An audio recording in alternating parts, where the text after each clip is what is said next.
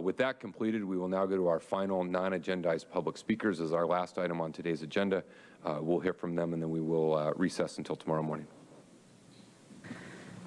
Thank you, Chair Fletcher. For any individuals that requested to speak on non-agenda items, if you're here in the chamber, rather than me go through all of the 46 that were remaining, if you'd like to raise your hand, if you did not address the board this morning, please come forward to the podium and state your name for the audio record, and I'll look for your speaker slip.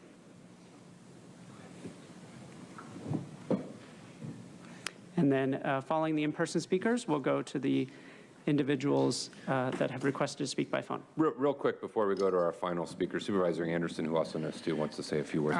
I just, you did such a lovely job, but I had a personal experience with Stu. Stu mentored many of the young people in my office. In my legislative office, he ran many ministries. He did so much throughout his 90s. You had no idea this man was as old as he was because he was as spry as a 30-year-old running from meeting to meeting. But I just wanted to thank his family for sharing him with us, because we had 2,000 young people come through my office as interns, and many of those folks were touched by him in his mentoring. And so I'm grateful for Stu and his family. Thank you, Supervisor. All right, let's go to our final speakers.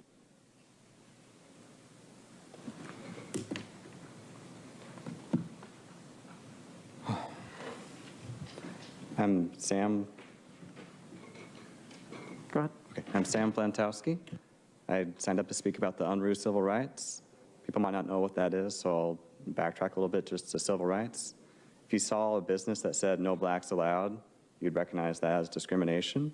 If you saw a sign that said blacks only and it was in front of a water fountain, you'd recognize that as discrimination. Probably similar things if it were for sex or age. Well, in California, we have the unruh civil rights. It's broad in civil rights protection. It's California Civil Code 51. And I think it's the Candelore v. Tinder. They describe it as it's broad in its protections. It's not narrowly defined. And in fact, in 2011, 2012, Senate Bill 559 added genetic information to the list of protected classes. So policies that prevent people from attending businesses or provide disparate treatment based off vaccination status could be sued under that. Thank you. Next speaker, please. So Mike Borello of Carlsbad. We had some nurses speak about masks earlier today, and they were making the comment that masks don't work. And I kind of agree with them because I've worked in respiratory care almost all of my life, either in ventilators in the hospital, or for emergency equipment. I worked for U.S. Divers way back, and we used to make respirators. And we test masks, and we tested them with dioctyl phthalate, where you could control the size of the particle, and whether it penetrates or not. And the problem with these masks is they've got gaps in them. And it's not the filtering material that's going to protect you. You know, you need a face seal that's going to keep these particles out. So I made up an analogy here. The SARS-CoV-2 virus is about 100 nanometers in diameter. So by analogy, the virus sitting on the brim of one of these masks, you know, whether it be paper, cloth, or N95, doesn't matter, and then looking into a 1.5 millimeter gap. So that's the thickness of a guitar pick, 1.5 millimeter. By analogy, that's like a 6-foot man standing at the rim of the Grand Canyon at its widest point, 18 miles, to give you a sense of scale. The problem is common sense. You lose common sense when you lose the ability to perceive objects in the way they actually are. But if you make analogies like this, another way of doing science, use analogies rather than data-driven studies that really don't lead to anything, because these devices are so complex, you can't really get good data out of them. They're just so complex. There's so many factors to consider. So remember that analogy next time you go to mandate masks. Thank you. They don't work. They Next don't speaker, work. please. Amber Long. According to Fauci and Biden, I'm unattractive for not being vaccinated. According to the BBC, I should be unfriended. According to Forbes, I should be paid less. According to you guys, I should lose my job and livelihood. Because the coercion didn't work, the bribes didn't work, the threats didn't work, because the enormous amount of paid propaganda didn't work. Now you guys are going to mandate it. What's next if that doesn't work? Force? Then what? Camps? Where does this end? Thank you. Next speaker, please. Audra Morgan. So you were just talking about, was it Stu? I'm not sure if I'm getting his name wrong, but you know, you were speaking such good things about that man. And you know, it's never easy to do the right thing. But each of you could do that, and it may be going against what you're supposed to do, what you're being paid to do, but at the end of the day, what do you want people to remember you by? Doing the right thing, or doing what you're told, or, you know, I'm just doing my job, I'm just following, you know, the rules. But if you did what was right, like, you could die and people would be like, oh my gosh, that's so amazing, because I know that was really hard, but they did the right thing, even if it went against everything that they thought they should be doing, because they're being paid. I mean, can you sleep at night knowing that all of these people were here voicing their concerns? You know, I mean, I implore you to read the Bible or seek guidance from God, because He would show you that what you're doing isn't right. And at the end of the day, doing what's right is far better than doing the wrong thing, going against the people, harming people, and killing children. I just come up here because it's super important, because people's lives are at stake here. And you talk about you want to like help people, but I mean, if this is killing people and you do nothing about it, at the end of the day, people are not going to be behind you and talk good about you when you pass. They're going to say all the bad things that you guys have done. Is that what you want people to do? Do you care? I mean, because at the end of the day, I want to know what I did was right, that I stood on truth.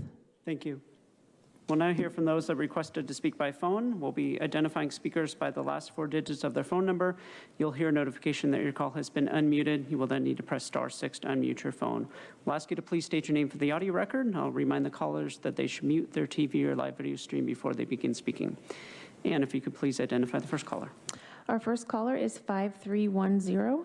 5310, please press *6 to unmute. 5310, please press *6 to unmute.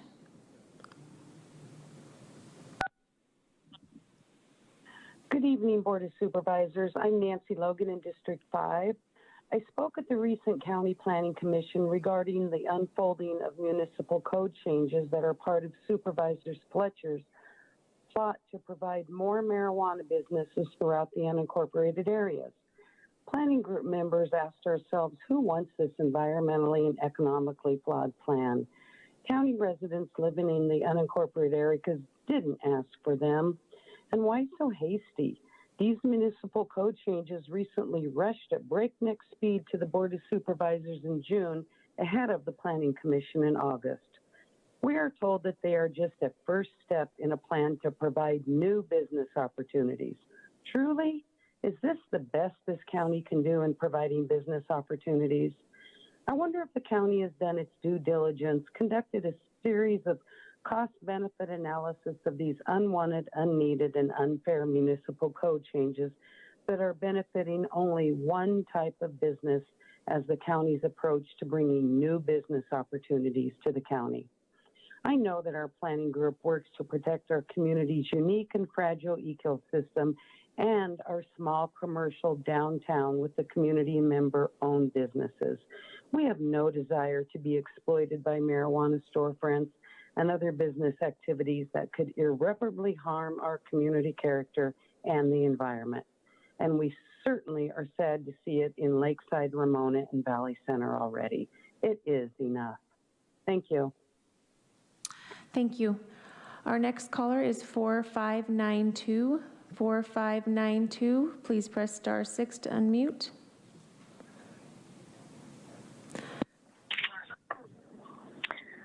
Good evening, Supervisors. Kathleen Lippett here. After graduating from San Diego State University School of Public Health in 1998, I was proud to join San Diego County Prevention Providers. I believed in helping protect children from harmful drug use, and San Diego was recognized as a leader in prevention. Today, with Supervisor Fletcher and Vargas' Cannabis Framework for the Future, any pretense of preventing drug use is gone. San Diego will soon become a model for addiction. Supervisor Fletcher, you virtuously toured the county warning of the harms of flavored tobacco products and the environmental detritus left behind. The marijuana industry produces the same flavored vapes and products to hook kids. Its manufacturing processes and products are more environmentally harmful. Secondhand smoke, tobacco, or marijuana are harmful. Marijuana is the drug of choice for teens and reflected in today's 20-year epidemic high of marijuana use. Progression to other drugs is not surprising since addicts report marijuana the most common drug that started them on their drug journeys. Supervisor Fletcher, you were quoted less than 2 years ago saying, the county has an obligation to act in the interest of public health, but directing county staff to expedite turning over unincorporated communities to the marijuana industry to profit from addiction, waste scarce groundwater shared in those communities, risk losing more sustainable agricultural food sources is not just turning a blind eye to public health, but undermining it. Hemp and marijuana will provide edibles, just not the kind that nourish your body, the kind that gets you high. Unincorporated communities ask why, but from reports like KPBS on industry lobbying and campaign contributions, they answer that question. Thank you very much for letting me speak. Thank you. Our next caller is 5534. 5534, please press star 6 to unmute. Hello, can you hear me? Yes. Okay, thank you. First, I want to applaud all of you for your thick skin today. It was my first day overhearing a BOS meeting, many unhinged individuals. I appreciate the opportunity to address this distinguished board. My name is Bonnie Eilif Steinhauer. I am 72 years old and power of attorney for my mother. My mother, Barbara A. Menti, is 93 years old and a resident in a senior care community in Encinitas. My mother has suffered from senile dementia for the past 7 years and requires 24-hour care. Therefore, she is no longer able to live alone in her home. My mother owns a home in San Diego, California. It is her only remaining asset, an asset that I need to sell to pay for her housing, care, and medications. Unfortunately, a convicted felon and drug addict has taken possession of my mother's home on September 2020, just 34 days short of 1 year. He remains and always has been a squatter with absolutely no right to be living under my mother's roof. He has never had a lease, never paid any rent, and never paid any utilities. He is destroying the home and my mother's personal belongings. We started the eviction process in April of 2021. After 4 months of great expense and following all the rules of the California eviction process, our order for a default judgment to evict the criminal who has been unlawfully living in my mother's home was denied as a result of Ordinance 10724. Ordinance 10724 has resulted in the protection of a criminal squatter at the expense of my 93-year-old mother, who now needs to sell her home to provide for her care. My mother desperately needs to sell her home immediately and does not have the luxury of starting the entire eviction process over again. Please do the right thing and vote to protect my mother, not the criminal who is unlawfully squatting in her home. This convicted felon and drug addict is sleeping in my mother's bed, cooking on my mother's stove, and bathing in my mother's shower. This is unacceptable. I ask that I be able to resubmit all documentation that was submitted 7/22/21 and denied 7/26/21 due to Ordinance 10724, and proceed with the eviction process. Your support and efforts are greatly appreciated. Thank you. Our next speaker is 1822. 1822, please press *6 to unmute. Good evening, I'm Peggy Walker. I work in public health research and analysis and came to ask you to do the research, follow the science as a gesture of good faith, and reconsider your stance on the marijuana ordinance. This is a huge giveaway to the pot industry with no guardrails to protect public health. I heard some speakers earlier, I think it was item 15, make comments regarding safe, legal, and tested products, but this is far from accurate, and we have little accountability to ensure that that's the case. What we are sure of is that this ordinance endorses an industry that markets excess and indulgence, causes physical and mental illness with products steeped in high-potency THC, and overburdens medical communities and law enforcement. It promotes psychoactive drugs linked to paranoia and violence, entices young people, and absolves those who choose to be drug manufacturers, sellers, and users from personal responsibility. It misleads children, endorses addiction for profit, and treats people of all ages as vulnerable, weak, and fragile, in need of addictive drugs to thwart anxiety. That's a very seductive signal in times of social crisis such as COVID right now. But drug use doesn't solve problems, it creates them. This ordinance erodes maturity and commitment to something greater than oneself. Qualities essential for healthy adulthood and a functioning society. If put to vote, my take from planning group meetings and other groups and parents is a majority would say no to such widespread commercial, so far from the intention of Prop 64. Mr. Fletcher has no right to force this with its potential to degrade rural areas, destroy lives and quality of life on those who didn't elect him. We call on all supervisors to oppose this ordinance and thank Jim Desmond for doing so. Thank you. Thank you. Our next speaker is 3800. 3800. Please press *6 to unmute. Good evening. My name is Barbara Gordon. As a resident of District 3, my work with Hispanic high school students has brought me here tonight. I am very concerned with the health and well-being of our young people as the board looks to move forward with their marijuana ordinance. When you commercialize marijuana, you are essentially promoting it. The board had the foresight to ban flavored nicotine to protect our kids. As we know, marijuana vape cartridges are the most popular items sold. So why the decision to not protect our young people against a predatory marijuana industry that exactly mimics the tobacco industry's playbook? We know from our Healthy Kids survey that marijuana use among our high school seniors has continued to increase each year. Parents are asking you to please recognize and take into consideration the negative effects of marijuana is having on our young people. We cannot afford to lose our youth to this trend in marijuana vaping with the increased risk of adverse health outcomes related to this drug. My hope as a public official, you'd understand why we do not need marijuana businesses in the county. We are trying to raise healthy kids and need your support. Please do not promote policies that advance the marijuana industry over our kids. Thank you.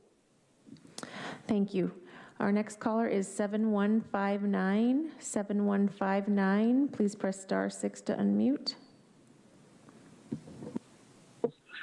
Good evening, supervisors. My name is Mark Wilcox. The news from Canada should give the Board of Supervisors pause to consider the foolhardiness of their proposal to increase the commercial marijuana business footprint in San Diego County.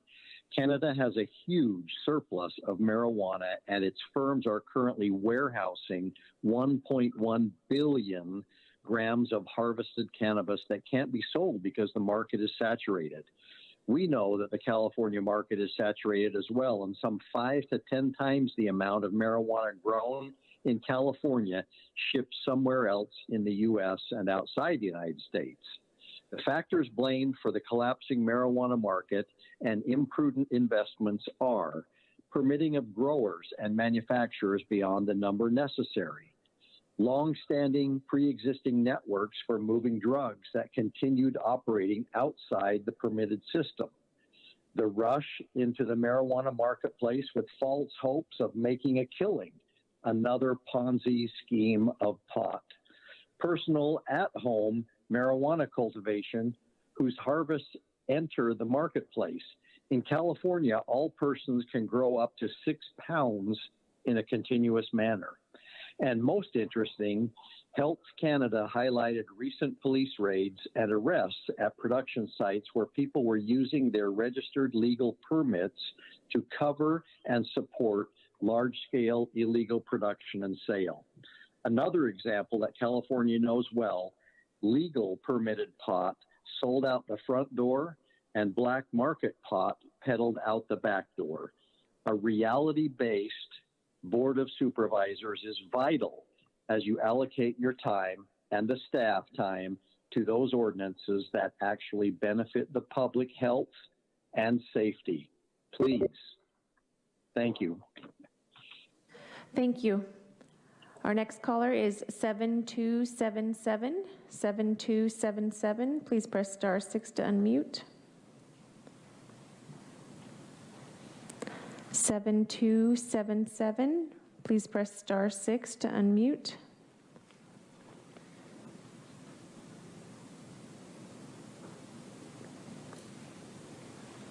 Chair Fletcher, we're not seeing any movement with that caller. That appears to conclude non-agenda public communication today. All right. With that, I want to say a special thank you to all the staff. I want to say a special thank you to our deputies today for all of your work in facilitating a safe meeting. I want to say a special thank you to Ann, Ryan, and Mia in particular for helping us accommodate the volume of public speakers we had, along with all of our county staff here today. With that, we stand adjourned. We'll see you all back tomorrow morning.